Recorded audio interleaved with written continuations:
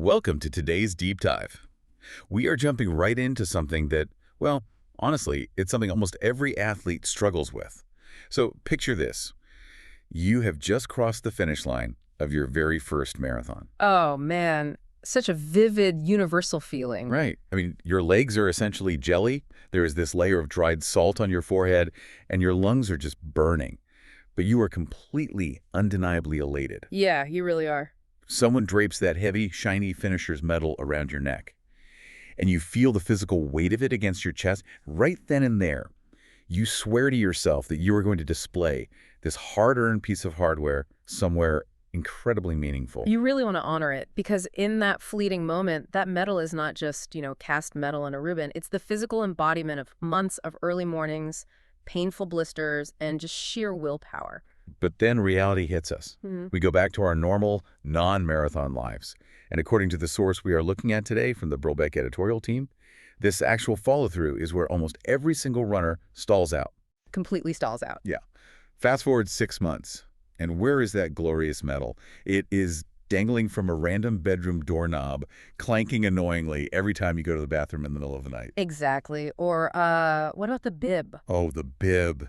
Your Boston qualifier bib is probably creased up and shoved into a cardboard shoebox in the back of a closet, just sitting there next to a dusty foam roller and a sticky GU energy wrapper. The infamous runner's shoebox graveyard. I mean, it is a very real, incredibly common phenomenon that plagues athletes of all levels. It really does.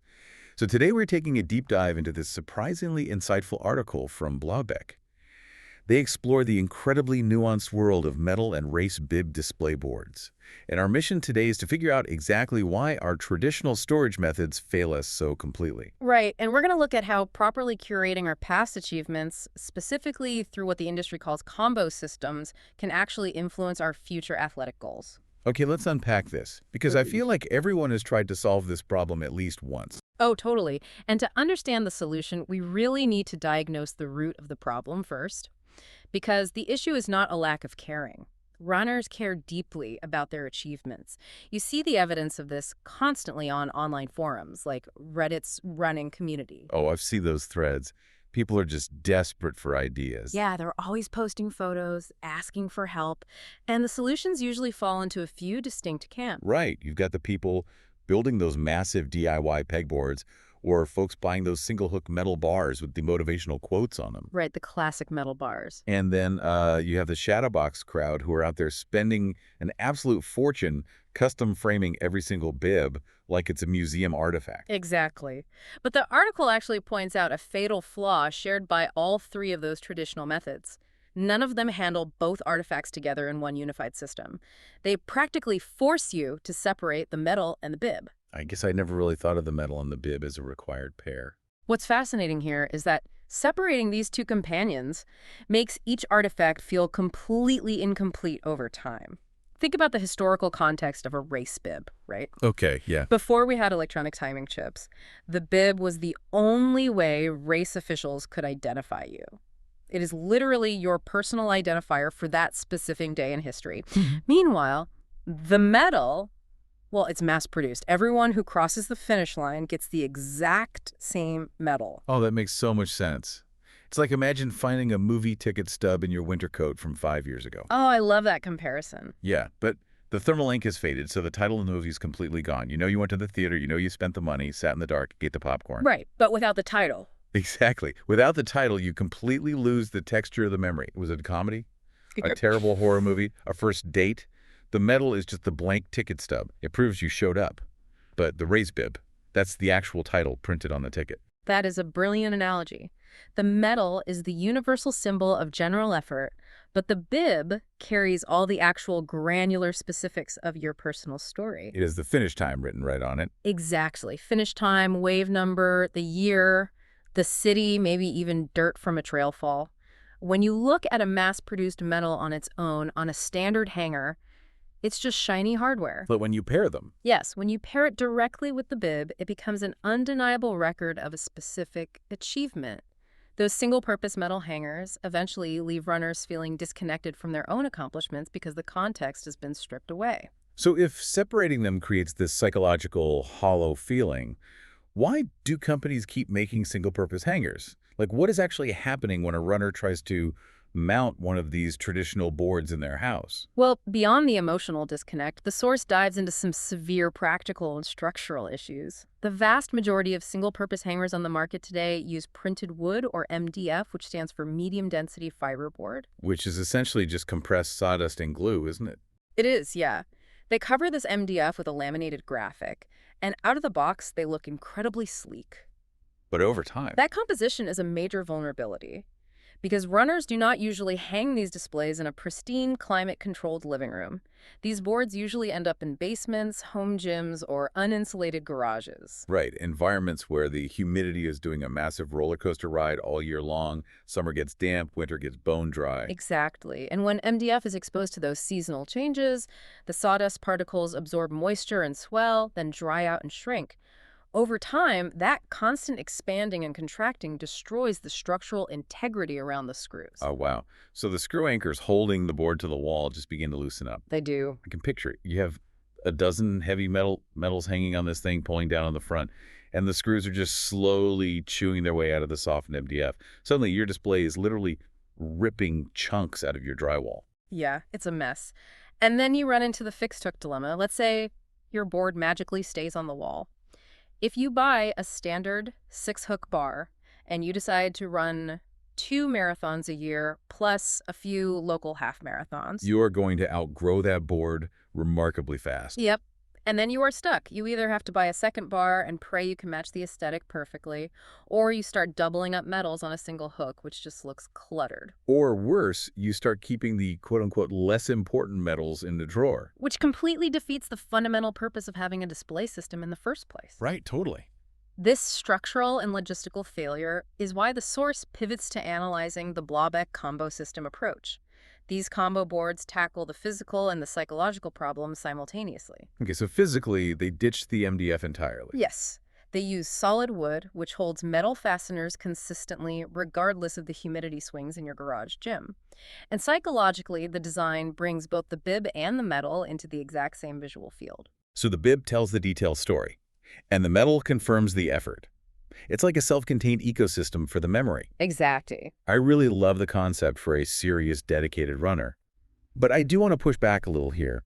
Isn't a solid wood integrated combo board totally overkill for someone who just runs a couple of casual 5Ks a year? I mean, it seems like a heavy financial investment for a beginner. That is a very common hesitation, but the source actually addresses this exact demographic. It turns out that waiting until you have a massive collection to invest in a proper system is one of the biggest logistical mistakes a runner can make. Wait, really? Why? The data presented in the article shows that starting a cohesive display system after your second or third race actually prevents a phenomenon they call disorganized growth. Disorganized growth. So what does that look like in practice? It looks like having 3 different types of mismatched metal hangers screwed into your wall at different heights, a bunch of loose bibs pinned to a cork board, and random metals tossed over lampshades. Okay, yeah, I've definitely seen apartments that look like that. Right. If you start early with a scalable combo system, it is mathematically cheaper in both time and money. Trying to retroactively source separate, visually cohesive solutions later on is incredibly frustrating. Setting a high standard from the beginning subtly encourages you to keep running. You're basically building the infrastructure before the traffic gets too heavy. Exactly. Now, as we move through the article, we hit a concept that completely shifted my perspective. Up until now, we've been talking about these boards as if they are just static museums for past glories. Right, a place to park your memories and walk away. But the combo board actually evolves from a passive archive into an active daily training partner. Here's where it gets really interesting. Because of a specific feature integrated into the Blaubeck board. Yes. This represents a massive shift from looking backward to looking forward. And it all centers around a feature that seems incredibly simple at first glance, a chalkboard surface. To an archivist, someone just cataloging the past, that chalkboard might just seem like a cute decorative touch. You write, my first 10K in nice handwriting, hang the board and leave it untouched for a decade. Right, but for a runner who is currently in the middle of a grueling training block, that surface is a dynamic tool. So how are they using it day to day? It transforms the display into a workspace. Mid-training cycle, runners use that chalk surface to write down target split paces for an upcoming race. Or they write their weekly mileage goals or daily motivational mantras right there next to their past medals. So the display board stays active even during the off-season. Even when you have no races coming up, no new medals coming in, the board isn't just dead wall decor. It becomes a living document. Yes, exactly. You put your scary, ambitious goal up there, you train for months looking at it, and then only after you actually cross the finish line, you wipe away the goal and write in the official finish time. That functional use ties directly into why the physical location of the board in your house is so critical, doesn't it? Emphatically, yes. The source states you should never hide this board in a guest bedroom. It needs to be mounted in a high-traffic hallway next to your front door or somewhere you inevitably see it during your groggy morning routine. Think about those brutal winter mornings. The weather is terrible, your brain is begging you to hit snooze, and your motivation is at its absolute lowest. Precisely. When you are forced to walk past that board on those difficult days, it serves as a powerful psychological anchor. Because you're seeing the past proof and the current goal together. Right. You are looking at the heavy metals that literally prove you have done hard things before, positioned right next to your unresolved targets written in chalk. It vividly bridges the gap between the athlete you were yesterday and the athlete you are trying to become today. It functions as a daily visual argument against quitting. I love that. Yeah. So we have established that the solid wood combo system is the right tool, and we have the right mental framework. But the source spends a significant portion of the article warning us that you can still totally sabotage this setup if you don't curate the artifacts correctly. Oh, absolutely. A premium board cannot save you from poor curation. There are 4 very specific mistakes runners make when they finally get these displays on the wall. Let's say I buy one of these premium boards. I find a great wall in my living room, and I grab my hammer. How could I possibly mess this up? Well, the first major pitfall is basic interior design geometry. The source calls it the eye level trap. When you are hanging a board, your natural instinct is to stand directly in front of the wall, hold the board at your standing eye level, mark the wall, and secure it. I would do exactly that. Why does that fail? Because the reality of how we inhabit our homes is very different from how we build them.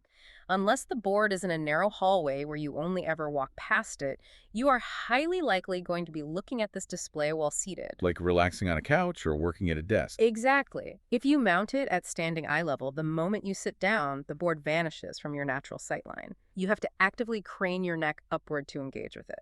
Ah, I see. You turn it into something you have to force yourself to look at. Wow. So the fix is to intentionally mount the board slightly lower than you think you need to during the setup phase. Right, so that it commands the room from a seated perspective. Moving on to the second pitfall, which is arguably the most physically destructive: sun damage. Sun damage. I always assumed race bibs were practically indestructible. I mean, they survive rain, mud, and being pinned to my chest for hours. The material itself, which is usually a spun-bonded olefin called Tyvek, is waterproof and tear-resistant. However, the ink printed on that Tyvek is incredibly vulnerable. Oh, because it's a specific type of ink. Yes, many modern race bibs are printed using thermal transfer technology. The UV rays from direct sunlight will chemically degrade and fade thermal ink faster than any other environmental factor. Wow. If you hang your board on a wall that catches a direct beam of afternoon sun from a large window, that vibrant bib will fade into a blank white sheet of plastic in just a few years. So you have to strategically choose a perpendicular wall, completely away from the direct beam of the window. The article also included a really stern warning against laminating the bibs, which surprised me. A lot of runners think sending their bib through a hot laminator is the ultimate preservation hack. It sounds like a good idea in theory. The impulse makes sense, but the execution destroys the artifact. The problem is that lamination completely changes the tactile texture of the bib. Right. It's not supposed to be pristine office stationery. No, it's supposed to be slightly crumpled. It might have a faded sweat stain or jagged safety pin tears in the corners. That distressed texture is the physical evidence of your struggle.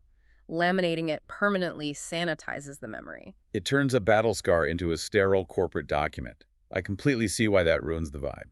What about the physical sizes of the artifacts? Not all bibs and medals are created equal. Which brings us to the third mistake: size variance.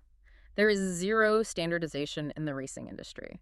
A local charity 5K bib is usually much smaller than the massive bibs you get at major international marathons. Right, they embed timing chips in those big ones. Exactly. So if you buy a display system with rigid, fixed-size plastic sleeves, you are locking yourself into one exact dimension. The moment they hand you an oversized bib, it literally will not fit. You need a system that utilizes open backing or adjustable clips, so the hardware adapts to the artifact. And I imagine the same logic applies to the metals. You cannot overload standard flimsy hooks with incredibly heavy half-pound marathon hardware, or they'll slowly bend downward until the metals slide right off. Yep, you have to account for the sheer mass. Finally, we reach the fourth mistake, and this one honestly challenges the way highly organized people naturally operate. Let me guess, sorting by color. Sorting by color. It is deeply tempting to group your metals by aesthetics, putting all the gold metals together, creating a beautiful gradient rainbow effect with the ribbons. It sounds visually spectacular, to be honest. It looks great on day one. But the source warns that organizing by aesthetic strips the entire display of its underlying meaning almost immediately. Because it completely destroys the narrative arc of your life as a runner. Exactly. To show true progression, the display must be organized chronologically or strictly by event type. You might put all your rugged trail races in one section and road half marathons in another. That makes a lot of sense. By organizing chronologically, you can actually trace your physical growth over time. You can visually see how your finish times improved year over year.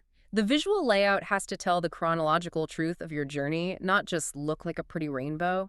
I have a serious question about this setup, though, because it brings up something that I think would give beginners anxiety. If I invest in a beautiful combo board with 12 hooks, but I have only run 3 races, Right. I have 9 glaringly empty hooks staring at me every morning. Doesn't a half-empty board make you feel like an imposter? Like a daily reminder of what you haven't done? It is a brilliant observation, but the psychology of motivation actually works in reverse here. The source introduces a concept called the power of leaving space intentionally. Leaving space intentionally. Yeah. Think about it. A display board that is completely full on the day you hang it is a psychological dead end. It has nowhere to go. It subconsciously signals to your brain that the journey is officially over. Oh, wow. I never considered that a full board is actually a finish line. Right. Those blank hooks and that wide-open chalkboard space are not signs of failure. They are physical signals that you are still actively building towards something. An incomplete archive is inherently more motivating than a finished one because human nature demands that the empty space be filled. That is such a powerful reframe.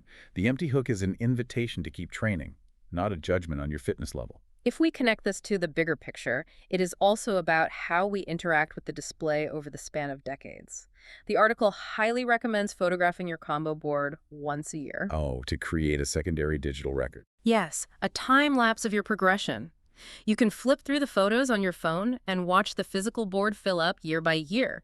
It gives you a highly shareable way to communicate your journey without having to drag guests into your hallway every time someone asks about your running. So what does this all mean? We started this deep dive looking at a depressing cardboard shoebox full of crumpled memories, and we have ended up exploring the intricate psychology of intentional space and architectural sightlines. It's quite a journey. I think the big takeaway for you listening is that displaying your race history is not an act of ego or vanity. It is a necessary act of treating your own hard work, sweat, and time with respect. The immense physical effort you put into training deserves a better resting place than a rattling bathroom doorknob. By utilizing a combo system, keeping the detailed story of the bib permanently paired with the metal, you preserve the true context of the achievement. And by intentionally using durable materials like solid wood and positioning the board in a high-traffic area where that functional chalkboard can keep you radically honest about your current goals. You ensure that your past victories are actively fueling your current training. You are preserving the deeper why behind the run. Exactly. It completely transforms a static piece of wall decor into a vital interactive tool in your daily routine. Now, I want to leave you with one final thought to mull over, building directly on that idea of intentional empty space we just uncovered. Oh, this is a good one. If an empty hook on your display board represents a race you haven't run yet, and it serves as an invitation to keep going, does the physical size of the display board you choose to buy actually set a subconscious limit on your future athletic potential? It's a huge question. Think about it. If you purposefully only buy a board with 6 hooks, are you secretly telling yourself you will quit the sport after race number 6? It makes you wonder how much room you are truly leaving yourself to grow, both on the wall and in your own mind. Give yourself the physical space to surprise yourself. Thanks for joining us on this deep dive. We'll catch you next time.